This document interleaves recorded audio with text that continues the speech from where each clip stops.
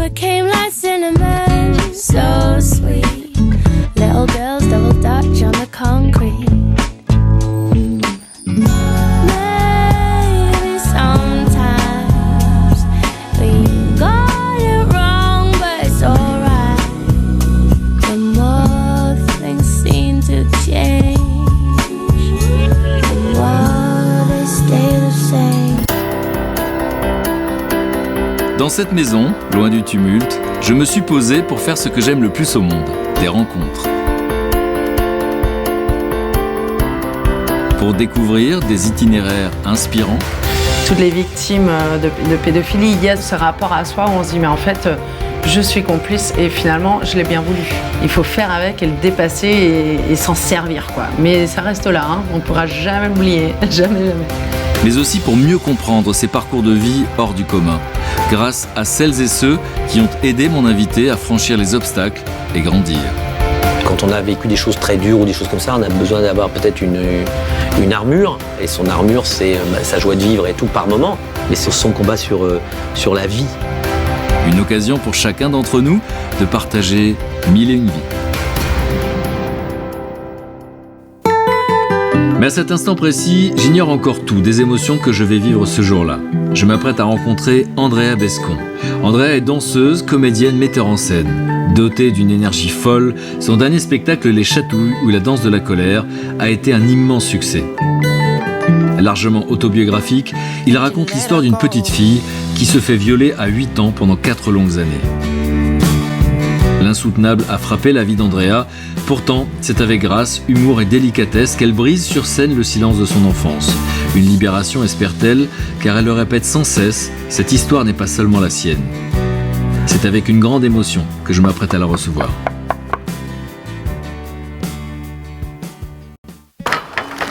Bonjour. Bonjour, entrez, mettez-vous à l'abri. Merci. C'est magnifique. C'est vrai ? C'est un petit coin de paradis en fait. Je suis content de vous recevoir. Mais moi aussi, je suis très contente de venir. Alors moi, je suis impressionné par l'artiste, un charisme, un talent incroyable. Et puis effectivement, c'est la première fois que je vois un spectacle sur la pédophilie et que je ris. C'est un parti pris incroyable. Oui, c'est la vie en fait. On traverse des choses compliquées, puis on rit juste derrière des drames. Voilà, c'est ça la vie, tout le temps. Exactement, et c'est comme ça qu'on voulait monter ce spectacle aussi. On peut faire un café ? Avec plaisir.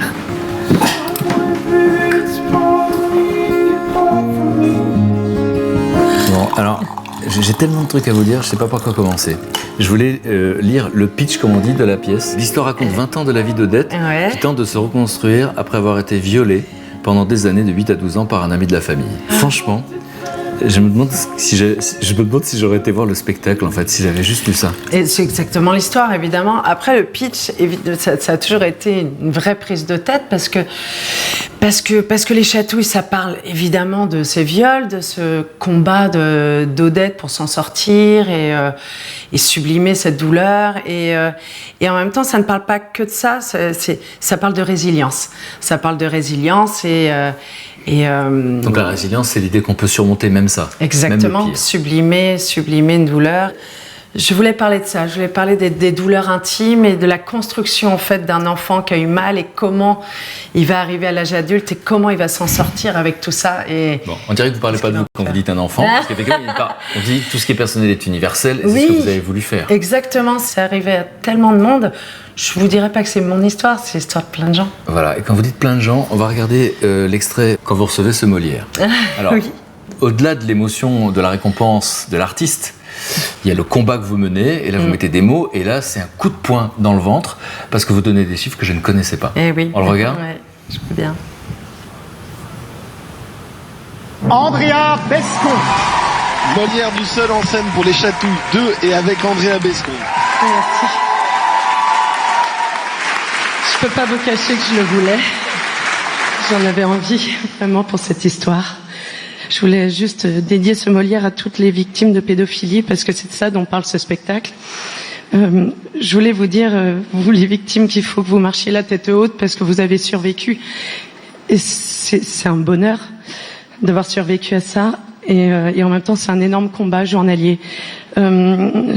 Je voulais dire que tous les jours, à l'issue du spectacle, je rencontre des gens qui seront jamais reconnus en tant que victimes, parce qu'en France, les pays des droits de l'homme, on aurait pu dire les droits de l'être humain, mais en fait, ce sont les pays des droits de l'homme, parce que le lapsus fait sens. Il y a des hommes qui protègent la prescription, et au moins 3 ou 4 fois par an sont présentés des textes de loi pour prescrire, pour enlever cette prescription sur la pédophilie, et elle est constamment refusée. On est dans un pays où des hommes protègent des hommes, et je crois que ce n'est pas un luxe de protéger nos enfants, c'est un devoir. Statistiquement, ce sont que des chiffres, mais c'est très important. C'est au moins 2 enfants par classe qui sont victimes de pédophilie. C'est un fait, c'est une réalité. Il faut se dresser contre ça. Merci beaucoup. Je me souviens pas ce qu'ils ont réussi à dire après ça. Je sais moi-même, je sais. Moi, je suis content de voir rire de ça. Vous savez que je suis bouleversé quand je vois cet extrait.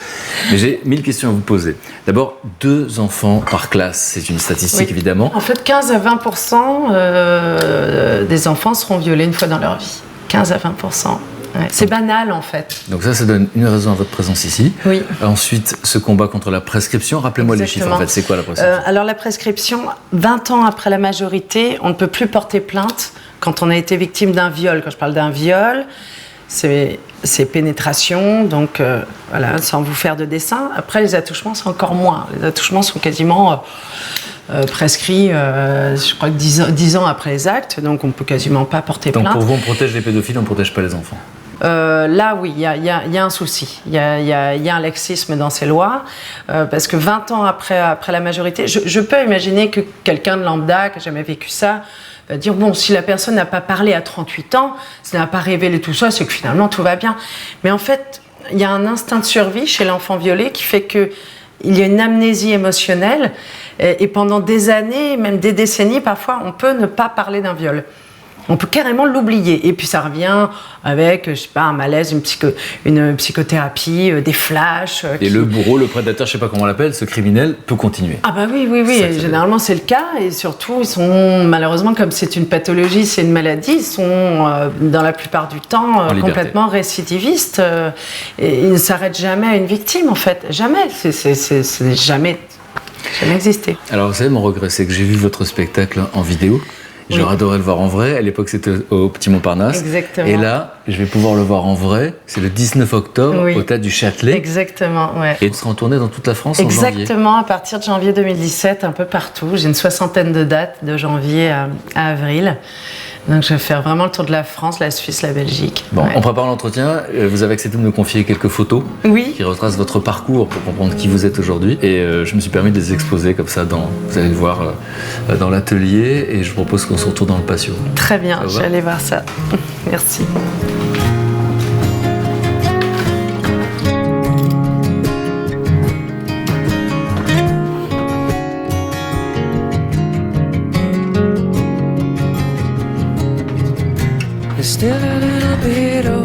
Première école de danse.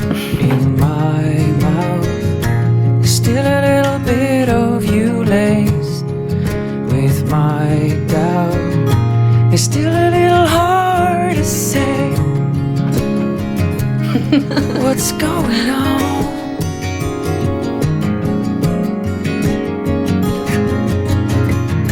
There's still a little bit of your ghost, your witness. There's still a little bit of your face I haven't kissed. You step a little closer each day, that I can't say what's going on.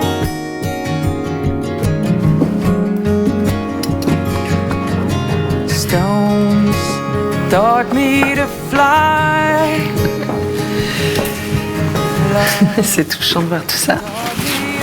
C'est-à-dire Oui, il y a tellement d'étapes, tellement d'étapes parcourues que oui, c'est assez émouvant. Mais je me dis qu'elle et moi, on a réussi à s'en sortir. Quand vous dites elle, c'est parce que c'est une autre personne finalement. Oui, Ce que je veux dire, c'est qu'on a l'impression que, parce que j'arrive pas à vous voir comme une victime. Vous avez été une victime. C'est exactement ça. En fait, alors je dis pas que je traverse pas des moments plus compliqués que d'autres. Hein. Voilà, Mais après, moi, je suis une battante. J'ai toujours été une battante. Et donc, quand je dis elle, oui, je sais qu'elle, elle était très victime. Je le suis et je l'étais, mais je préfère parler de ça au passé, même si évidemment, on en souffre toute sa vie de ce type d'expérience. Mais on a tous des souffrances à sublimer de toute façon. Souffrance à sublimer. Les parents d'Andrea sont expéditeurs en fruits et légumes, en Bretagne. Ils travaillent beaucoup et gagnent modestement leur vie. La petite fille grandit, nourrie de bonheur simple. Très extravertie, elle crée des spectacles pour ses camarades. La danse y occupe une place particulière. C'est la passion de sa vie depuis que ses parents l'ont inscrite dans un cours dès ses 3 ans. Mais cette douceur n'a qu'un temps. Bientôt, la famille déménage pour une petite ville du Lot-et-Garonne. Le soleil promis s'assombrit alors bien vite. Andrea s'apprête à y vivre le pire des cauchemars. Elle est alors âgée de 8 ans, comme Odette dans son spectacle. Odette ? Oui, Odette, Boudu, tu es toute seule. Mais qu'est-ce que tu fais ? Tu dessines ? Dis donc, c'est joli ce que tu dessines. Tu aimes ça, dessiner, Odette ? ah oui, oui, j'adore ça. Je vois, c'est bien, dis donc. Dis-moi, mais qu'est-ce que tu as grandi ces derniers temps, quoi ? Ça te fait quel âge ? 8 ans. 8 ans. Qu'est-ce que tu es jolie, ma chérie. Qu'est-ce que tu es belle. Merci, Tu as des cheveux magnifiques. merci. Tu sais, moi, j'aurais bien voulu avoir une petite fille comme toi avec qui, j'aurais pu dessiner tout ça, raconter des histoires, quoi. Tu parles, j'ai 3 garçons, ils n'arrêtent pas de penser qu'au foot, quoi. Tu sais, Odette, je voudrais te demander quelque chose, mais j'ose pas. Oh, mais si, demande-moi, Gilbert, vas-y. Non, je te jure, c'est con. Mais je te promets, demande-moi, Gilbert, je t'en prie, vas-y. Tu voudrais bien jouer à la poupée avec moi ? Ah oui, en plus, j'en ai plein. Chut.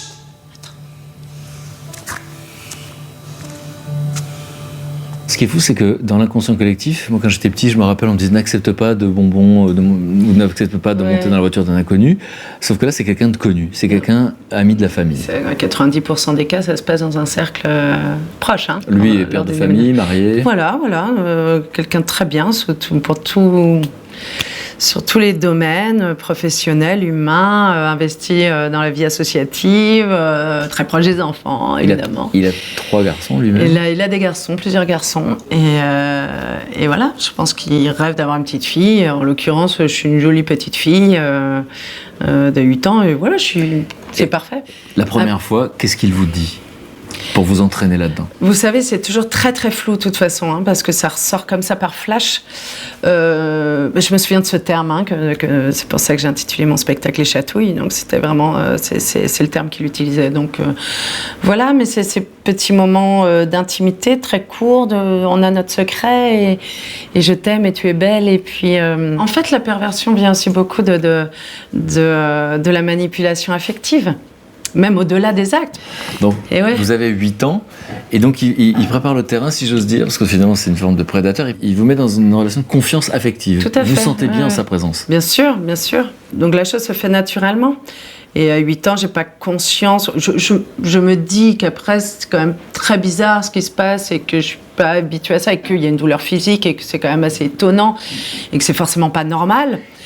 Mais sans rentrer dans le détail, il y a quelque chose de très fort dans le début du spectacle, c'est qu'il ferme à clé et il va se passer des choses en disant tu n'en parles à personne. C'est ce que je voudrais comprendre en fait. C'est à quel moment il décide que ça donne un truc entre vous deux, et c'est là l'enfermement, parce que vous n'allez plus en parler à personne jamais.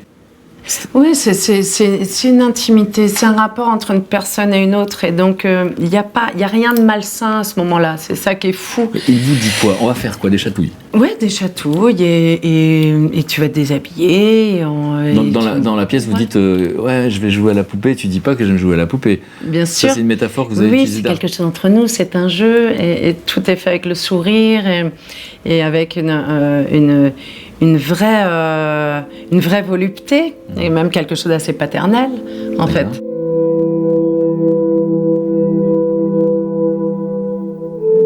À quel moment cette petite fille est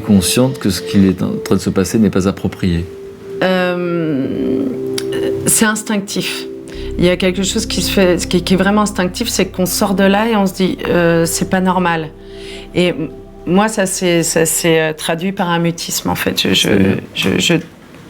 Quand il me faisait tout ça, j'étais complètement muette.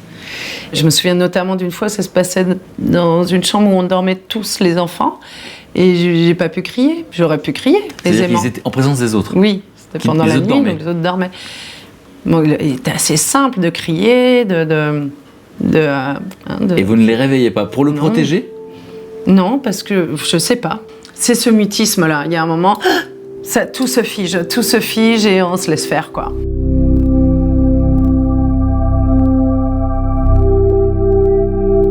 Toujours l'homme revient et toujours le même calvaire se répète. Cela dure pendant 4 ans sans que personne ne s'aperçoive de quoi que ce soit. Puis évidemment, on sombre au fur et à mesure de la répétition des actes. Évidemment, on se dit ça fait mal, c'est pas normal, c'est pas bien, c'est pas sain. Je suis complice, parce qu'on a quand même, je pense, ce cheminement, ce qui est le cas de toutes les victimes de pédophilie. Il y a ce cheminement de pensée qui se dit mince, je suis complice de quelque chose et c'est moi qui suis fautive. Et finalement, je me prostitue et pour avoir une attention et pour avoir et je crois que c'est ça qui est encore plus destructeur que l'acte, que le viol en lui-même, que l'acte, c'est tout ce rapport à soi où on se dit mais en fait je suis complice et finalement je l'ai bien voulu. On suppose qu'il y a de la peur d'être surpris de son côté. Est-ce qu'il y a de la peur d'être surpris de votre côté ? Oui, parce que je vous dis, on est complètement complices. Moi, je me souviens, retirer ma culotte, que ça se fasse vite, quoi. C'est un truc dingue. Et comment, dans une vie d'adulte, puisque c'est 2 familles qui se rencontrent avec des enfants, comment cet adulte arrive à se retrouver dans l'intimité avec une petite fille ? Dans une famille ? Parce qu'il y a la confiance, et ça va vite. Ça va très vite. Ça va très, très vite. Donc, il suffit d'un petit moment. Il vous demande quelque chose, il vous ordonne quelque chose, il vous fait comprendre. C'est Pavlov, c'est-à-dire d'un coup, il faut y aller, il faut y passer. Qu'est-ce que c'est qui est en place pendant toutes ces années ? C'est une vraie osmose entre un bourreau et une victime, en fait. Ça marche à 2. Ça marche à 2, vraiment. On se comprend puisque personne n'est au courant. C'est une vraie complicité. C'est ça qui est pervers et terrible à surmonter. C'est oui, bien sûr. Ah, tu veux ? Oui. Voilà. Et pourquoi c'est pas envisageable à l'instant T, à cet enfant, pourquoi c'est pas envisageable de dire bah non ? Je sais pas. C'est mettre fin à une relation. C'est plus un rapport à soi, carrément, et se dire mince, je suis déjà allée tellement loin que je peux plus reculer. Et que de toute façon, si j'en parle, on dira que quand même je l'ai laissé faire et c'est bizarre de laisser faire ça. Et donc cet enfant va changer de personnalité, la petite fille que vous êtes, qui est rigolote, pleine d'énergie, etc., va devenir mutique. Et là, personne ne s'alerte ça ? Non, justement, c'est mutique pendant l'acte, mais derrière, non, il y a la faculté à cacher ce qui se passe est hallucinante, quoi. Sur scène, vous mettez en scène des personnages qui sont dans le déni, mais il y a du déni autour de vous, on peut dire ce mot-là. Oui, il y a du déni. De toute façon, je pouvais pas parler de la pédophilie sans parler de déni. C'est constant, le déni, dans les histoires de pédophilie. Petite fille, vous devez aller dormir chez lui, vous ne voulez pas, et là, autour de vous, on ne comprend pas pourquoi vous ne voulez pas. Dit, mais enfin, et on ne se pose pas la question. Tu y vas, quoi. Mais après, je peux comprendre. Moi, maintenant, je suis maman, et j'ai ma vie, et je suis dans le speed de ma vie, et en même temps, je m'occupe de mes enfants, et je me dis, tiens, effectivement, dans un speed de la vie, on a nos soucis, je pense qu'on peut louper plein de signaux, en fait. Et ce qui s'est passé pour moi. C'est quoi les signaux que doivent voir les parents pour vous ? C'est que si effectivement un enfant ne veut pas aller chez quelqu'un ou ne veut pas voir quelqu'un, c'est un peu étrange, ça va pas forcément être de la pédophilie, mais ça peut être une maltraitance psychologique, ça peut être une façon de parler, ça peut être des activités qui plaisent pas, mais en tout cas, il faut être alerté. Ça peut être une alerte. Et avant de comprendre ce que ça a détruit et comment vous êtes reconstruite, est-ce que vous vous rappelez du moment où ça s'arrête et pourquoi ça s'arrête ? Je me souviens de la dernière fois, oui, parce que je me fige et je me mets en boule et c'est pareil, ça se passe nuit et il vient, et là, je me mets en boule, et en fait, je l'empêche de faire, et il comprend pas. Il comprend pas pourquoi. Je me souviens du lendemain matin, où il était très, très, très blessé de ma réaction, comme un mari qui n'a pas été satisfait, qui dit « Mais pourquoi tu n'as pas voulu ?» Et petite, évidemment, je suis en face et je dis mais en fait ça me fait mal quoi, j'ai mal. Et il me dit mais je comprends pas, je pensais que t'aimais ça. C'était bien ce qu'on vivait tous les deux. Et ça s'arrête là. Ce jour-là, il comprend que c'est terminé. C'est une libération. Pour la première fois, Andrea a été plus forte que le silence, plus forte que son bourreau. La vie est enfin possible. Alors, encouragée par son premier professeur, Andrea se donne entièrement à la danse et elle y excelle. En fait, elle, c'est la base, quoi. Elle me lance. Elle se dit, il faut que tu fasses une école professionnelle. Elle me fait passer une audition. Je suis reçue dans cette école et je pars à 700 km en pension dans un internat un petit peu miteux. Et là, bon, évidemment, à 12 ans, loin de papa et maman, c'est compliqué, mais... Et en même temps, il y a ce truc où j'échappe quand même, une espèce de cadre qui a été tellement nocif. Alors comment cette gamine va grandir ? 12 ans, l'adolescence c'est difficile pour tout le monde. Pour vous, c'est comment ? Ouais, vraiment l'autodestruction, le manque de confiance en soi. Alors moi, heureusement, j'ai la danse, je me plonge là-dedans. Et en plus, j'arrive dans ce cours de danse, cette école professionnelle. Je suis pas très bien placée. Il y a des filles qui dansent beaucoup mieux que moi. Alors moi, j'ai une énergie, j'ai un truc qui fait que je bosse tellement, j'ai tellement envie d'y arriver que je travaille beaucoup. Et ça me prend tout mon temps. Et qu'est-ce que vous appelez l'autodestruction ? Plus tard, c'est la drogue, l'alcool. Enfin, un peu plus tard, 14-15 ans, oui. On va vers des gens qui sont autant en souffrance que soi, pour d'autres raisons, ou les mêmes, mais en tout cas, on ne s'en parle pas. On ne se parle pas de nos souffrances. Par contre, on sait qu'on se retrouve dans un but précis de fumer, consommer et d'être quelqu'un d'autre et ne pas se retrouver confronté à soi-même et son passé.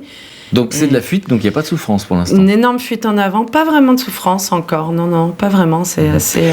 Et avec les garçons, on peut supposer que du coup, il y a des conséquences. Oui, avant la sexualité, il y a juste le flirt, et rien que le flirt m'oppresse complètement, et je ne suis plus moi-même, je suis complètement figée. Après, à 17-18 ans, que je commençais à avoir ma première sexualité, puis j'étais en plus accompagnée par un garçon super, c'est là où tout a ressurgi en fait. Et je me suis dit, tiens, c'est bizarre ce rapport au corps. Et là, par contre, c'est ressurgi. J'en ai pas parlé. J'en ai pas du tout parlé. C'est resté jusqu'à encore 3-4 ans. Par contre, ça a ressurgi. Et lui, mon bourreau, à ce moment-là, je n'ai plus communiquer avec lui. Là, il y a eu un rejet. Et alors, avant que, j'ai envie de dire, la vérité rejaillisse, vous partez très jeune aux États-Unis. Ouais, après le conservatoire. Je pars aux États-Unis parce que, encore une fois, je suis pas bien à ce moment-là de ma vie, parce que je sais pas où je suis, parce que je sais pas qui je suis. Pourquoi c'est important dans l'histoire qu'on raconte cette année-là ? C'est important parce que c'est la première fois où déjà je prends un risque. Bon, alors oui, à 12 ans, de partir dans... C'est pas rien. Bon, c'est pas rien, évidemment, mais je suis dans une structure. Là, j'ai 19 ans et demi, je prends l'avion, je sais pas où je vais, je parle pas anglais, je suis en plus nulle en anglais à l'école, enfin, les katas, et je pars, quoi. Et là-bas, je bosse en tant que danseuse, mais évidemment en blague parce que je n'ai pas de papier, j'ai rien. Je suis pas la carte verte. Clandestine, voilà, exactement. La green card. Et donc, je me prouve que je suis capable de m'adapter, je me prouve que je suis capable de me faire mon monde, et je me dis, tiens, tu peux y arriver, quoi. Voilà. Andrea danse avec frénésie dans les rues de New York. Son corps exulte. Avec le hip-hop crump, danse nerveuse, organique, elle se nettoie du classicisme appris du Conservatoire national. Elle se forge un style bien à elle, et de retour en France, Bill T. Jones et surtout Bianca Lee la repèrent. Rien ne l'arrête, elle enchaîne les tournées et les comédies musicales. Mais bientôt, son passé va douloureusement ressurgir. À quel moment de votre vie, donc, la vérité rejaillit ? La vérité rejaillit à un moment où j'apprends que lui va devenir grand-père d'une petite fille. Donc celui qui vous a fait subir ces actes de pédophilie, je mets des mots, c'est important, va devenir grand-père. Oui. je me dis waouh, je pourrais plus continuer à me regarder dans un miroir si je le laisse faire, parce qu'évidemment pour moi il était évident que cet enfant allait subir des choses très graves, et je suis pas prête, mais vraiment pas prête du tout, mais je le dis. Je le dis et j'en parle. C'est-à-dire pas prête à tout ce qui va suivre? Non, je suis pas prête psychologiquement à parler de tout ça. Je suis dans le rejet, je sais même pas qui je suis, donc je suis pas prête, mais j'y vais, quoi. La première personne à qui vous en parlez, c'est qui? Mon frère. Ça se passe dans quel contexte? C'est quelque chose qui est réfléchi, c'est quelque chose qui est spontané? Non, oui, c'est un peu tiré les verres du nez, parce que je refuse de passer dans la rue de là où habite, enfin du magasin de mon bourreau, et ça l'interpelle. Votre frère est plus jeune à ce moment-là? Ouais, 2 ans de moins. Et donc là, vous avez quel âge? je dois avoir 22 ans, 21 donc ou 22 lui, il a ans. une vingtaine d'années. C'est ça. Et non, il me dit, mais il y a quelque chose, dis-moi. À 20 ans, il est conscient de ça. Ouais. Et je lui ai dit. Et là, il m'a dit, putain, je le savais, il arrêtait pas de t'offrir des cadeaux. Mince, je le savais, quelque part. Donc voilà, et à partir de là, bah oui, j'en parle, évidemment. Attendez, évidemment. C'est-à-dire que la deuxième personne, c'est qui? Ma mère, je pense, et après mon père. D'accord. Ouais.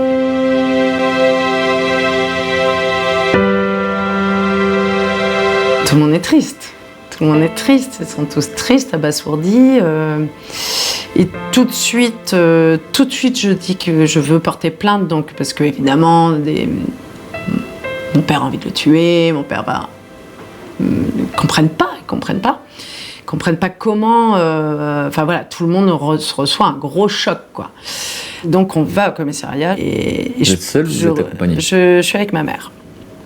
Et je réunis toute la force, le courage que je peux trouver pour dire son nom. Vous avez quel interlocuteur en face? Un homme, une femme? Un homme, hyper bienveillant, qui est à l'écoute. Et quand je dis son nom, il me dit « Ah, ouais, il est connu pour ce genre d'acte. » Et alors évidemment, Vous ressentez quoi? Moi, j'ai des frissons quand vous le dites. Vous ressentez quoi? Ouais, je ressens une énorme injustice, en fait. Parce que je me dis, mince,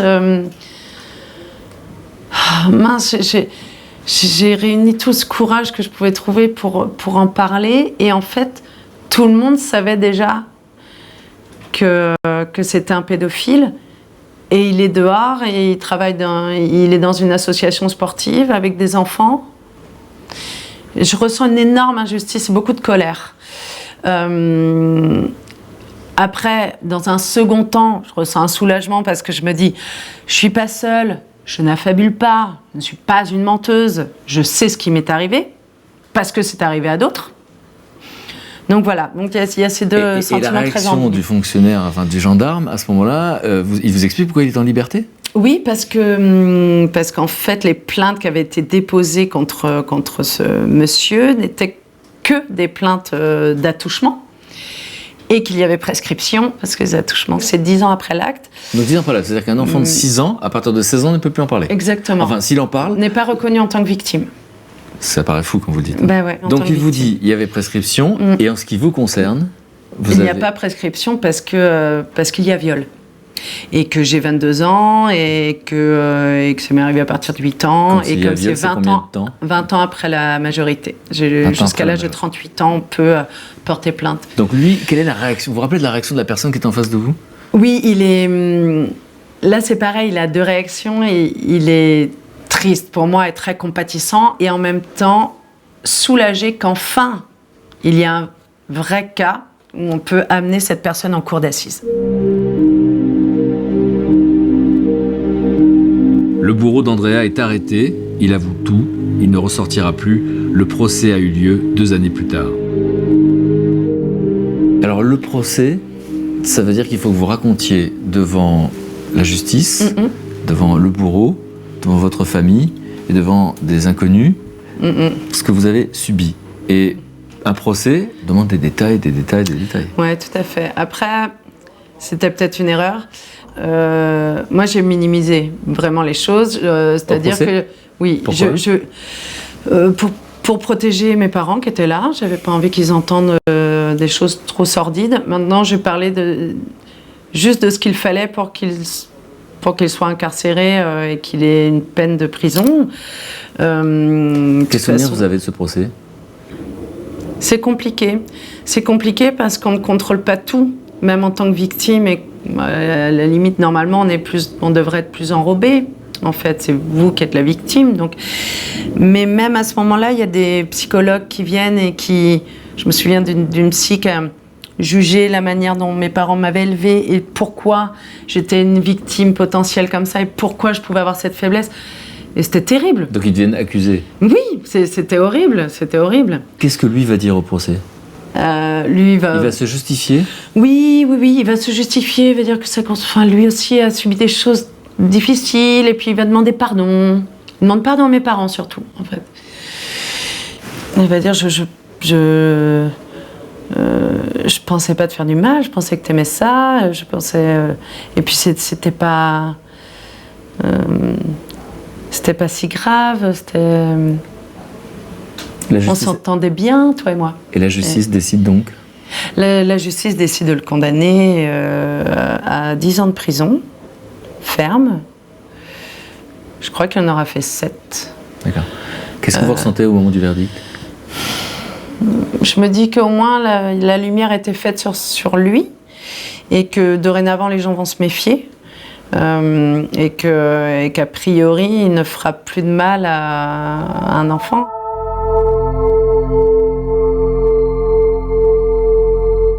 J'ai un peu une descente aux enfers après le procès, vraiment. Parce que je pensais que ce procès allait être très salvateur, ça allait me libérer de toutes les douleurs que je pouvais ressentir. Et je me réveille au lendemain en me disant, mais en fait, je vais encore plus mal qu'avant. Mais je vais très mal parce que je me supporte plus, parce que je me dis que j'étais complice de ça longtemps, parce que pour moi, je l'ai pas dit assez vite, parce que pourquoi je l'ai pas dit, parce que bon voilà, c'est tout ça, et se dire être complice de ça, c'était absolument terrible de se sentir complice de ça, ouais. Parce que quand on parle de souffrance, finalement, la souffrance, c'était dans l'enfance ou c'est dans cette période, la pire ? La pire, c'est cette période-là, ouais. Ça, c'est vraiment terrible, en fait. C'est quoi ? C'est la plus... parce que c'est une souffrance mentale, c'est la culpabilité ? Oui, psychologiquement, être inapte à construire quoi que ce soit, inapte à être connecté aux gens, inapte à être équilibré. Puis ce rapport à la drogue, à l'alcool, à l'addiction. Là, pendant cette période, c'est présent dans votre vie ? Oui, énormément, oui. Qu'est-ce qui va mettre fin à ça ? La rencontre avec Éric Métayer était absolument décisive. C'est aujourd'hui le père de vos 2 enfants. Ouais. Vous allez le côtoyer sur un spectacle, Rabbi Jacob ? Vous êtes danseuse ? Je le vois répéter, je me dis waouh, il a quelque chose de dingue, mais je suis pas prête à quoi que ce soit, donc je le zappe complètement. Et lui me voit danser, il se dit mais qu'est-ce que c'est que cet extraterrestre ? Et voilà. Et puis, donc il y a une rencontre amoureuse. Ouais, on se rencontre, on tombe amoureux. C'est-elle la bonne personne ? À ce moment-là de ma vie, il débarque et vraiment, il me sauve concrètement, quoi. Est-ce que vous étiez à la dérive ? Vous aviez pensé à en finir ? Je pense honnêtement, je l'ai déjà dit, Eric, je pense que oui, j'aurais pu tellement me droguer ou tellement boire à un moment donné que j'aurais peut-être pu j'aurais pu sauter par une fenêtre ou me jeter sous un métro. Je pense que c'est quelque chose dont j'aurais été capable à un moment donné. Pour fuir un mal-être incompréhensible. J'étais tellement mal. Mais j'arrivais pas à régler ça. Et je sais pas ce qui fait que d'un seul coup, je me dis... Lui et moi, on est connectés. Et Andrea déconne pas, le perd pas. Et du coup, j'abandonne, je lâche... En fait, je n'ai plus le besoin de me droguer à ce moment-là ou de... Et il comble tout ça. Et donc, d'un seul coup, j'ai les idées plus claires, évidemment, et je me redécouvre à travers lui, en fait. Rencontre décisive, âmes sœurs qui se connaissent avant de se parler. Éric Métayer voit chez Andrea un talent qu'elle ne soupçonne pas. Et en 2008, il lui confie un rôle dans la pièce qu'il met en scène, Les 39 marches. Paris gagné. En fin de saison, Andrea est nommée au Molière comme meilleur espoir féminin. Eric encourage alors Andrea à écrire l'histoire de sa vie. Quel rôle il va jouer? Il va vous dire, faut que tu écrives cette histoire? Oui. C'est lui qui va le dire vraiment? Oui. Et j'ai écrit Les Chatouilles, j'étais enceinte de notre deuxième enfant, c'est ma deuxième grossesse un peu d'affilée, et je suis un peu en mal... Je me sens un peu mince, l'artiste que je suis, où est l'artiste que je suis, et il me dit, mais Andrea, écris cette histoire, il faut que tu l'écrives parce qu'elle est tellement incroyable, tellement intense, il faut que tu en fasses quelque chose et puis il faut que ça sorte, quoi. Et l'acte d'écriture, c'est une libération ou c'est une souffrance? Un peu des deux. Un peu des deux, beaucoup de colère, j'ai ressenti beaucoup de colère, beaucoup de chagrin. C'est vrai, parce que vous n'avez pas parlé de colère encore. Oui, beaucoup de colère, beaucoup de chagrin et... Chagrin pour la petite fille qui a subi. Ouais. Vous étiez. Ouais, bien sûr. On dit mince, quoi. Même à l'heure actuelle, je me dis, ce qui est compliqué pour moi, c'est d'avoir perdu tout ce temps à essayer de survivre, et je me dis, mince, si j'avais pas vécu ça, peut-être que beaucoup plus tôt que ça, j'aurais fait des choses plus intéressantes. Enfin, voilà. Je pense que éternellement, j'aurais quand même ce petit regret. Il faut faire avec et le dépasser et s'en servir, quoi. Mais ça reste là, hein. On pourra jamais l'oublier. Jamais. Non. C'est fou, vous dites des mots hyper puissants avec un sourire incroyable. C'est très troublant. C'est pas simple. Je finis par sourire avec vous maintenant. Quand vous dites un truc dramatique. Le bourreau est sorti de prison. Oui. Et je vais vous poser la question du pardon. Est-ce que vous avez la sensation d'avoir pardonné? Ah oui, mais je l'avais fait déjà depuis longtemps. Comment on réussit à pardonner? Parce que je sais qu'il est malade. Je préfère être à ma place qu'à la sienne, franchement. Ça doit être terrible pour lui. Ouais. Bon, je vous ai demandé de me présenter des gens qui comptent pour vous, Oui. et qui sont là, qui ont été là et qui sont là. Parce qu'on a parlé de ceux qui vous ont fait du mal, mais j'ai envie de connaître ceux qui vous font du bien. Exactement. Et avant de les rencontrer, je voulais savoir comment vous vous sentez après avoir fait ce récit. J'ai fait ça totalement naturellement parce que je pense que là, ça y est, je suis prête à...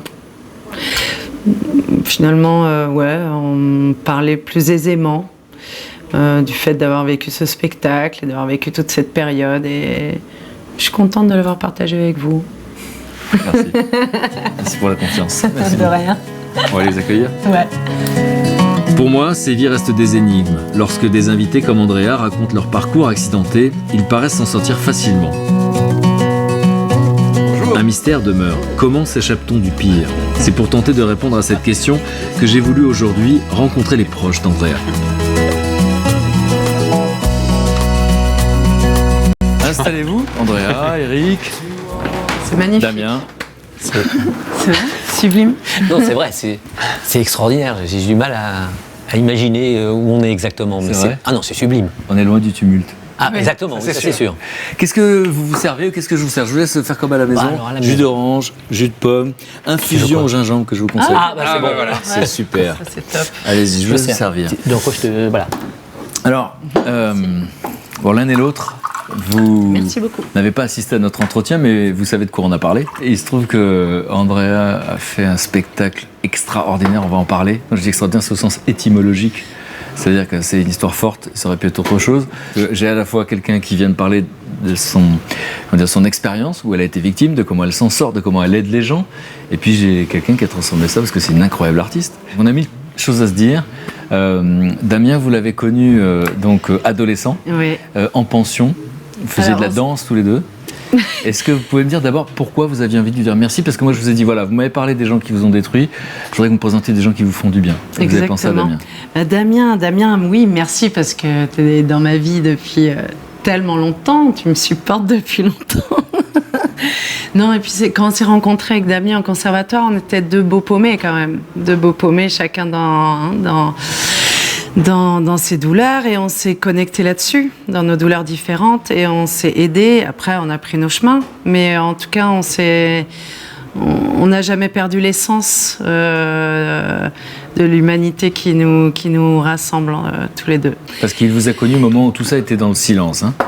Oui, complètement. Je me rappelle d'elle très pré-ado, en fait, quelque part. On avait 15 ans, donc on était sans doute déjà plus adolescents, mais encore petite fille, toute fraîche, très lumineuse, qui paraissait très lisse au départ. Ouais, c'est vrai ça. C'est-à-dire qu'on ne peut pas imaginer une seconde ce qu'elle a subi, ça vous voulez dire? Non, pas à ce moment-là, pas du tout.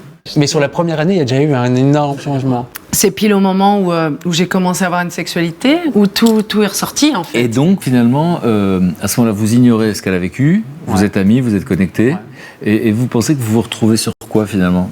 Vous êtes complices. Parce qu'on a mal tous les deux, chacun avec notre vécu, et que du coup on se retrouve là-dessus, et on rit beaucoup en fait, malgré un passé, malgré des cicatrices, et du coup on respire un peu plus. Et après moi effectivement, il y a eu un moment où j'ai vraiment basculé dans un mal-être terrible et une agressivité terrible envers moi, envers les autres.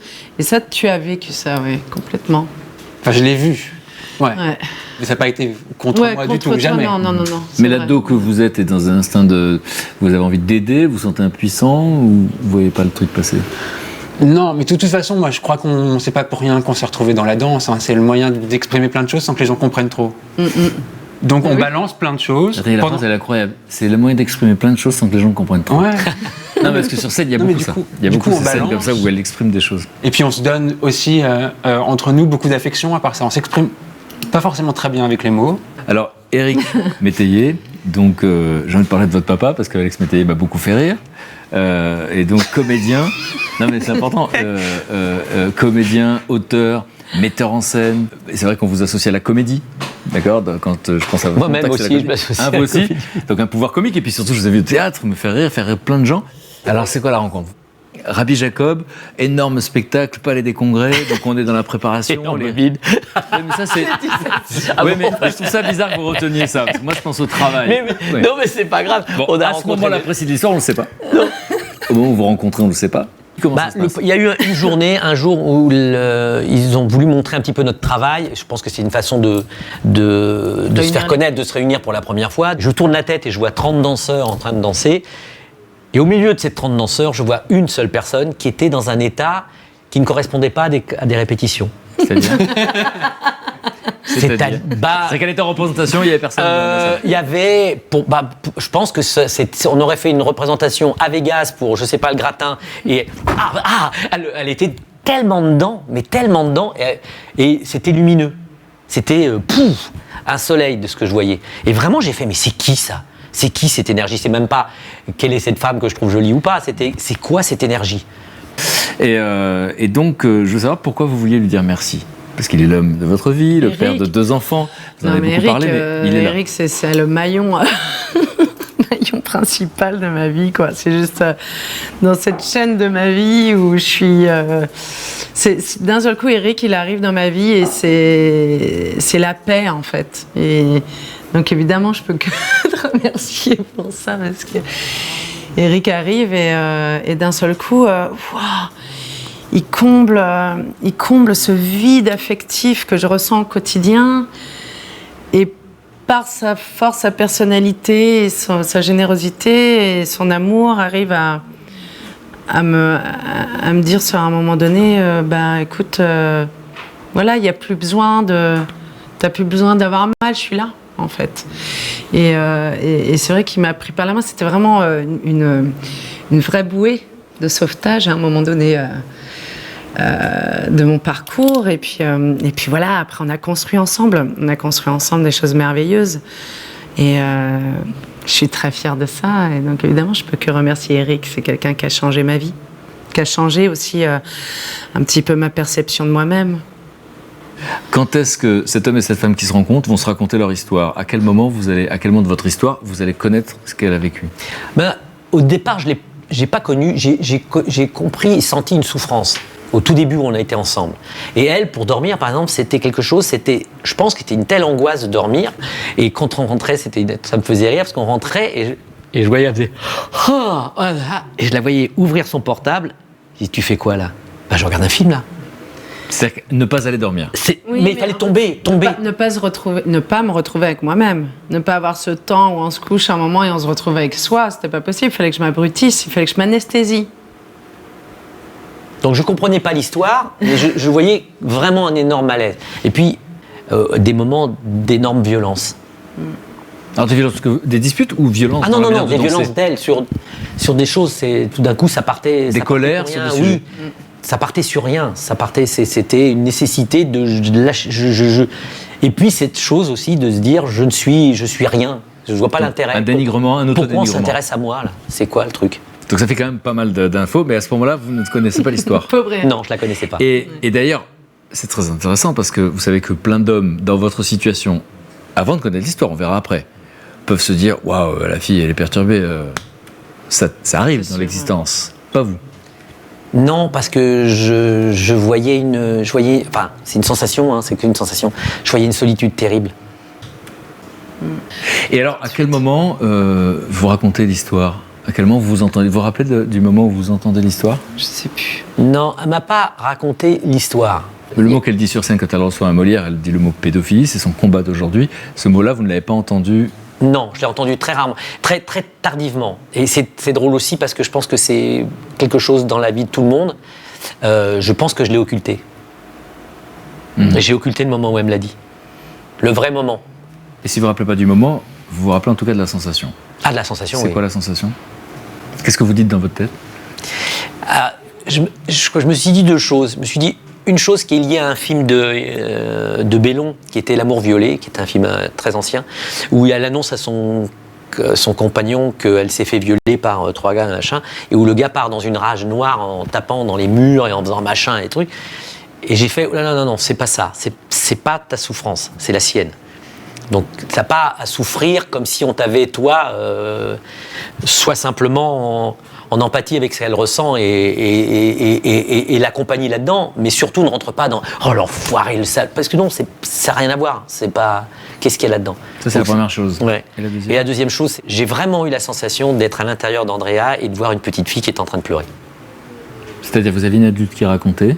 J'avais cet adulte qui me racontait ça, et quelqu'un, et au fond, j'avais envie de protéger, ou j'avais envie d'être là pour dire, écoute, si je peux faire quelque chose, j'essaye de le faire, quoi. Vous l'avez dit comme ça, si je peux faire quelque chose, parce qu'il y a une forme d'humilité face à ça, parce que c'est dans le passé qu'on peut... Bah oui, mais je me disais, on peut peut-être reconstruire quelque chose, on peut construire quelque chose d'aussi beau, partir de très très noir pour aller vers la lumière.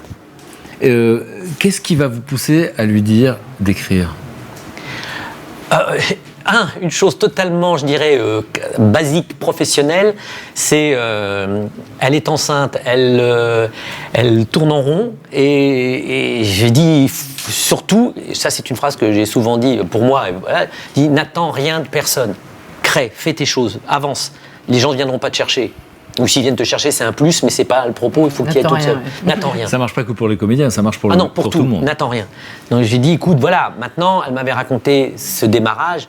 Je savais des bribes d'histoire de ce parcours. Je dis, écoute, vas-y, écris-le. En plus, moi, j'ai jamais vu une danseuse vraiment pouvoir faire du physique, en même temps nous raconter une histoire, et en même temps, vas-y, raconte. Vous sentez déjà quelque chose d'unique? Ah, bah, de toute façon, déjà, quand sur les 39 marches, quand on a joué ensemble, pour moi, c'était unique. J'en étais sûr, j'étais certain qu'elle pourrait... Et la première fois que vous lisez, vous vous rappelez?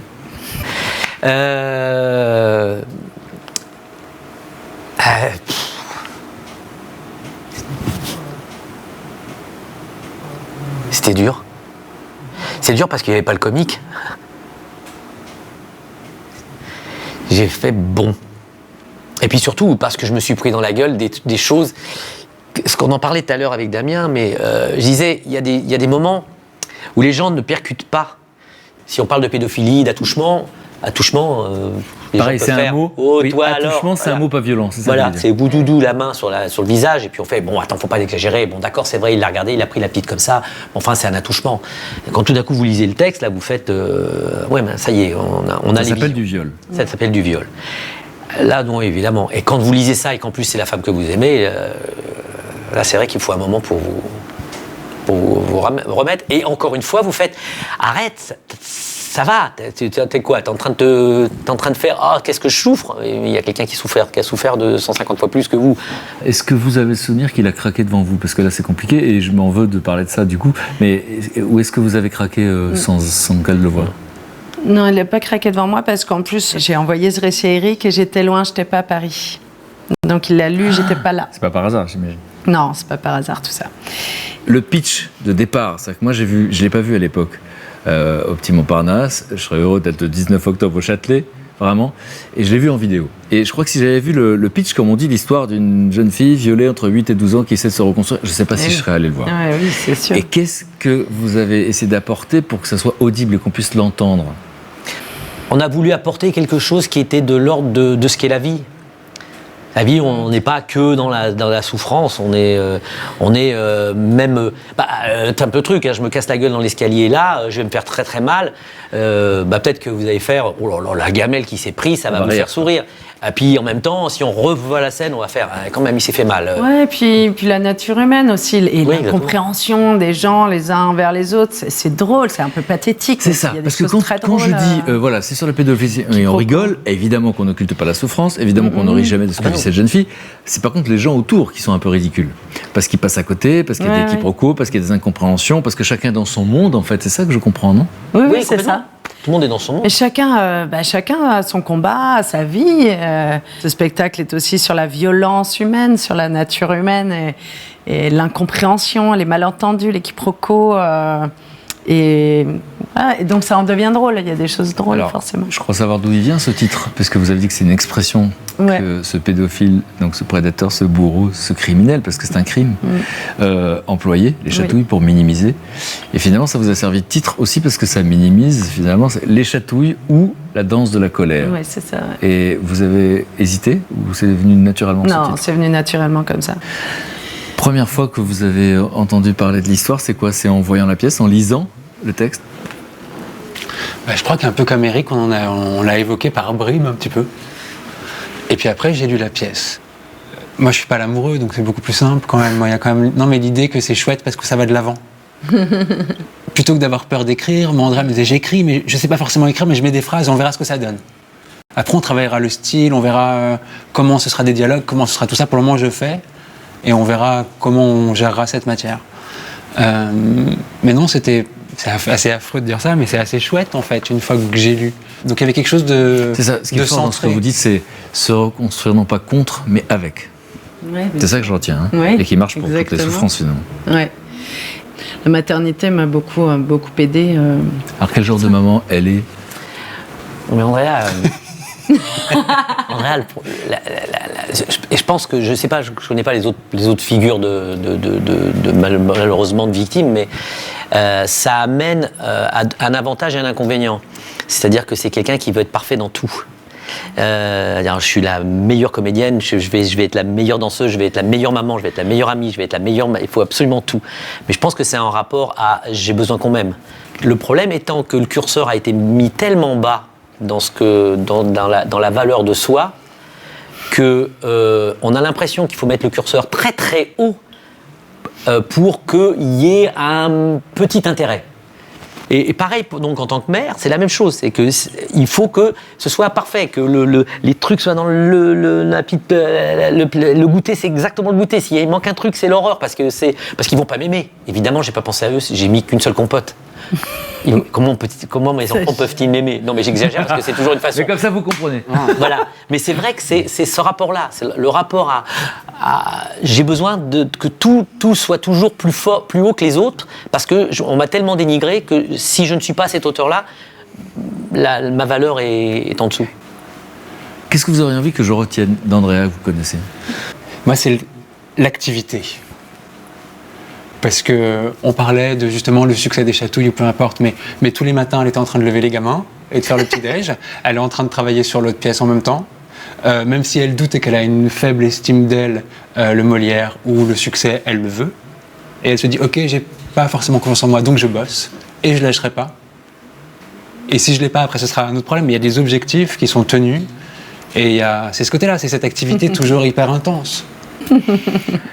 Et vous, Eric, moi, c'est la première fois que je la rencontre, on a passé un moment en tête-à-tête, mais qu'est-ce que vous aurez envie que je retienne? Pour moi, c'est le combat. Mais c'est le combat sur tout, quoi. C'est le combat sur la vie.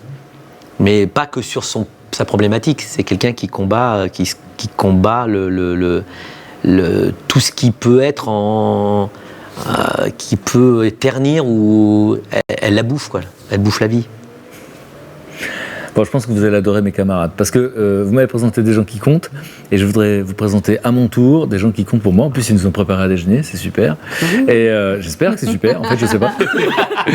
Mais en fait, ce sont des gens qui passent leur temps à me présenter d'autres êtres humains en disant tu vas voir, tu vas l'adorer. Et ils se trompent rarement.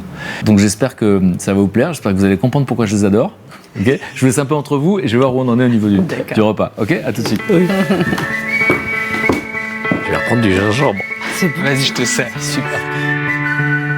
Vas-y, dresse la table. Ah ben non, ça tu peux le retrouver dans tout le bassin. En fait. Oui, parce qu'on mélange des crudités avec du poisson. Hey, Ça sent bon. Ça va? Ouais, ça va très bien. Qu'est-ce qu'on mange? Eh ben, on a acheté du tarama, j'adore. Ah non, j'ai pas acheté du tarama. J'ai fait du tarama. Je suis pas obligé de te croire. Vous l'avez vu? Luc qui fait le tarama. Vous l'avez vu faire du tarama? On l'a vu. Sérieux? Et t'as appris ça où? Et ça, c'est la recette de ma grand-mère. Mais oui, en fait, c'est vrai que tu nous as pas parlé peut-être frontalement des choses, on les évoque au fur et à mesure dans la vie. Tu fais pas un rendez-vous? Je me souviens pas d'un... Non, je me souviens pas de... Tiens, j'ai quelque chose à te dire. Ça, je l'ai fait qu'avec mes parents, finalement. Donc j'ai dit à mes invités que vous étiez à l'affût des idées qui changent le monde. C'est vrai. Est-ce que donc je vais tenir ma promesse? Au top. Ah, moi, ça a changé plus que le monde, l'univers. Plus que le monde. J'aime bien les gens qui exagèrent parce que je les prends au mot après. Tu vas Toi voir. aussi? Ben oui. Et c'est ça. Avec le tarama, tu vas changer le monde avec le tarama. Ben oui, bien sûr. Parce que toi, Fred, tu pars à travers le monde, tu rencontres des sorciers, des chefs de village, des anciens. Ben moi, je pense que les anciens, c'est l'avenir. Les anciens, c'est le futur. Et j'ai trouvé une initiative qui permettrait de répertorier toutes ces recettes, comme celle de ma grand-mère, à travers le monde. Ça donne envie. Ouais, ça donne envie. À tout de suite. À toutes. À toutes. Ben tu peux goûter, tu vas voir, tiens, regarde là. C'est avec quoi le tarama? Des œufs de cabillaud fumés ou des œufs de... Three little birds sat on my window, and they told me I don't need to worry.